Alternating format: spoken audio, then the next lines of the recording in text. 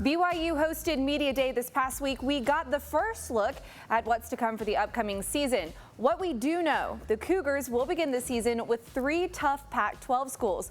What we don't know is who will be behind center. Former BYU quarterback Steve Sarkisian will have a chance to win his first national title. Utah State boasts one on the Manning Award watch list. Utah fans doing a little dance as Joe Williams is officially out of retirement. A drum roll, please, right? The Foster Farms Bowl it is against Indiana of the Big Ten. They're 6-6, actually. That game taking place in Santa Clara, California. It'll be Kalani Sitake's first bowl game as the head coach. He went 7-1 while under Kyle Whittingham. What it didn't but maybe should have involved a 24-second violation, a foul call, and a Gobert rebound to win it. Welcome back to Sports Page. I'm here with the National Pro Grid League Commissioner Aaron Bailey and the 2015 MVP Danny Nichols. Utah returns motivated off a tough win in Los Angeles last night without head coach Quinn Snyder, George Hill, Derek Favors, and Alec Burks. You know, in the last couple of years, the Holy War has come down to that last quarter, that last play. So if BYU wants to win, they've got to get the last key play and control the fourth quarter tonight. This game really could be in the trenches, especially with Utah's Hunter Dimmick, who is second in the nation in sacks. Now, the 2015 5A state champs came out strong against a Brighton team that really looked to be struggling at quarterback. As I mentioned in the 5, Noah Vea looking to tack on some rushing yards and hopefully some touchdowns as his first year at tailback. Roy hosting Fremont tonight, the 3-1 Royals looking to spoil Fremont's undefeated season. In 2009, Stuart Mandel wrote in a column that the coaching rivalry between BYU and Utah was the biggest of that decade. Heartbreaking emotions coming from the Utah players after that loss. Next week, the Utes will travel to Colorado. It'll be a 5:30 p.m. kickoff. The 2004 Arsenal girls team found a way to positively impact their community. For the Jazz, Rudy Gobert is on top in assists. Here's what Westbrook had to say about containing him. Utah and Cal are incredibly similar. They're both 15-6 overall and have season leaders shooting an average of 15.6 points per game. But that number has since increased with the addition of George Hill as part of a 3-way trade, including the Pacers and the Hawks. They started off the season strong, but now BYU basketball sits on some tough losses. The Cougars trying to make sense of Saturday's upset by UVU and make sure it doesn't happen again against other in-state rival Utah State. As a head coach, when preparing for football season, many obstacles come your way. Your starting QB could get injured or another player may transfer. But coaches have lives outside of the sport. Weber State's Jay Hill and his wife Sarah face challenges off of the field. For a couple months now, she's had some pain in her upper chest area. We thought that it was a torn pec. But when we were waiting for the biopsy, I kind of was, well, what's the big deal? We'll find out when we find out. You worry about football.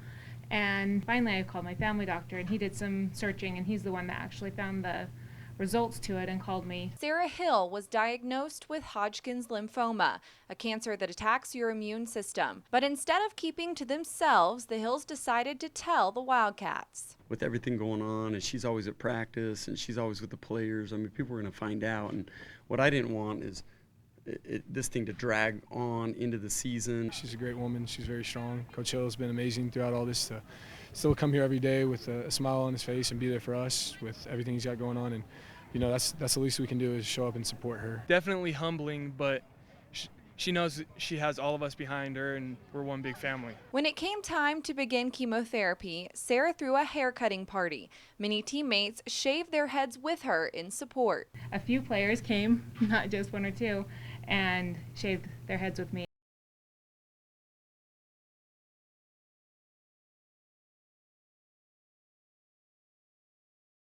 And moving forward, she still plans on making it out to Weber games. We'll do 6 months of chemotherapy, and that's administered every 2 weeks. They've been super great to work with me as far as I would be scheduled for my next one to be the day before the Utah State game. They scheduled it for Friday so that I could go and not be too sick. In Salt Lake City, Rebecca Cade, Fox 13 Sports. Ethan Feinschreiber was diagnosed with autism at age 3, but thanks to Taekwondo, you'd have no idea. His mother got him involved in the sport because he needed more exercise and would be forced to interact with others. Almost immediately, she noticed a change. He felt more confidence about himself. It helped him kind of come out of his shell. And he started to do well enough that the instructors suggested we get him involved in some competitions. For the first day, it was just learning those new moves, and it started getting me interested. Like, I can learn this stuff and I can memorize this stuff, and then I can do more of it. He came to one of our tournaments we were promoting, and we said, you're a nice kid. You're outgoing. You're competitive. Would you like to join our team? Soon enough, Ethan was entering into national competitions, and after taking first place, his next goal was to win a world title. After 3 years of training and competing, he did it. I felt nervous that I wasn't gonna win, but I thought I had a chance, and the judges called the number, and everybody around me went insane. He got a score of 999, got a perfect score at Worlds.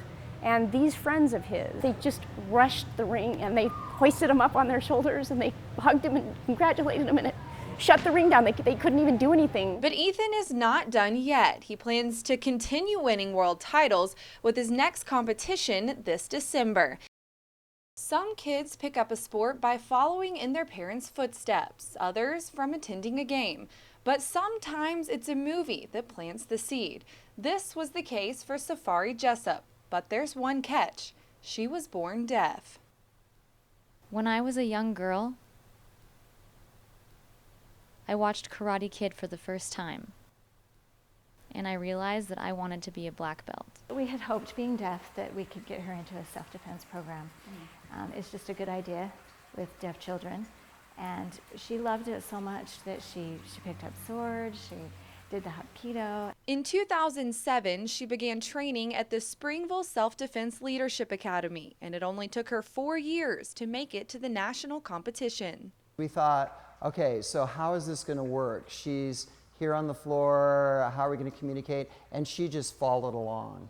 There was no glitches. She just paid attention to everything and was a stellar student. But Safari never let her deafness get in the way. Last month, she won gold at the Pan Am Olympia using this sword. It was really intense because the judges were very picky. I was really nervous.